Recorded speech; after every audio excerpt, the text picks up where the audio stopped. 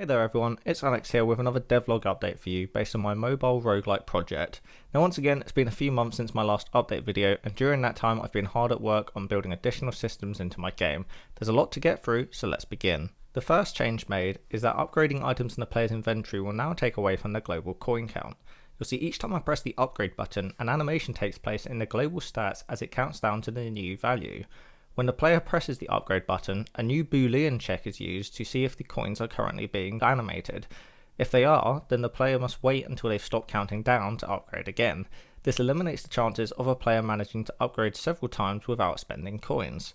The player's global coin value is now saved from in-game to a file, meaning that when you close and reopen the game, it will remember your total coins. The first big addition I've made is the item merging system. This is how a player will upgrade the rarity of their items in order to make them more powerful. If the inventory contains at least 3 of the same items of the same rarity, these can all be merged together into a new item of 1 rarity higher.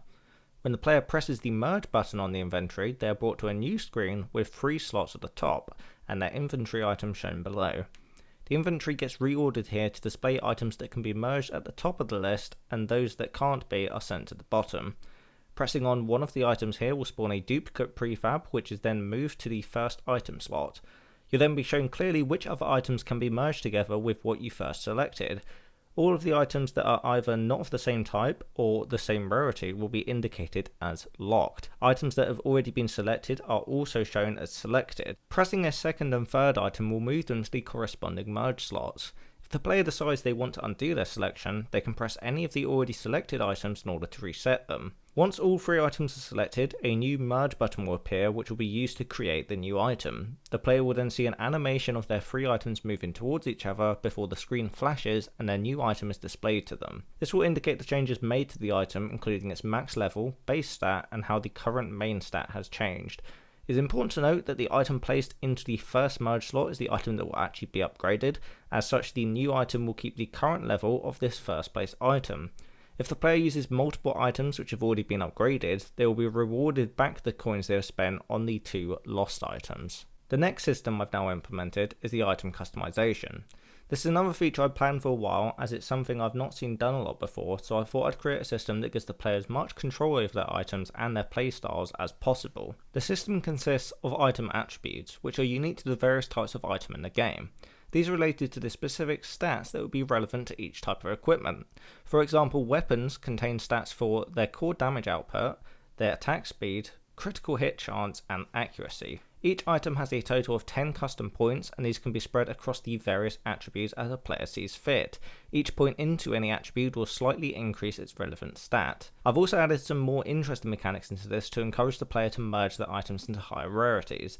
By default, they will only be able to spend a maximum of 2 points in each attribute, but as they increase the item rarity, their max allowance of point allocation will also increase. This is particularly beneficial at higher rarities. This is because placing 5 points into any of the attributes will give a larger boost than each regular point, and spending all 10 points on one attribute will give the player a unique custom ability to be used in game.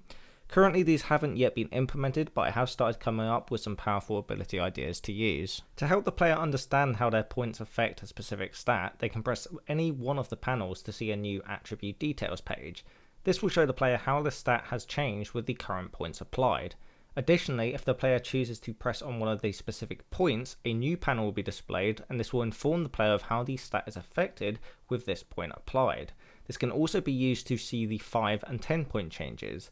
If the item is currently not a high enough rarity, a separate box will explain to the player what they need to do in order to obtain this point unlock. Another system that's recently been implemented is the item sorting. You'll notice when I go to the inventory screen there is a sort button. If the player presses this button, they'll see a drop down box of various different methods in which to sort their inventory by. For example, the item type sort method will resort the inventory to show all items of the same subtype together. This way the player can easily sort through each equipment type and decide what they are looking for. There are also methods for showing the newest obtained item and the oldest, which is saved to each item when it is picked up in game. If the player wants to show the highest rarity equipment first, then they can select the rarity option. The last big thing I've done recently is the setting up of saved stats data to the character. So this is how we're going to actually use the item stats when the player goes into the game scene. Each character in the game will have some base stat values which you can see in the scriptable objects here. Whenever we make a change to the player's inventory, whether it be equipping, upgrading, or customizing an item, we will add all of the current stat values to the currently selected character. Once sent to the character, we save a new copy of the data to a file, so that if the game is closed and reopened, it will remember the saved character's stats, ready to play the game again. You can see this currently represented through the two new UI elements I've added to the inventory screen, representing the player's total health and total damage values. If I equip or change a currently equipped item in any way, these values will animate to show what the current total values are, so the player understands what changes have been made. One of the next things I'm going to work with is the character stats page, which will give more full details for all of the various types of stats. But that just about wraps up what I've been working on over the past few months for you guys. Once again, I hope you've enjoyed this devlog, and if you're interested in seeing some more technical details for how some of my systems work, be sure to check out the portfolio page for this game, linked to the description down below. Thanks so much for watching, and I'll see you all on the next update.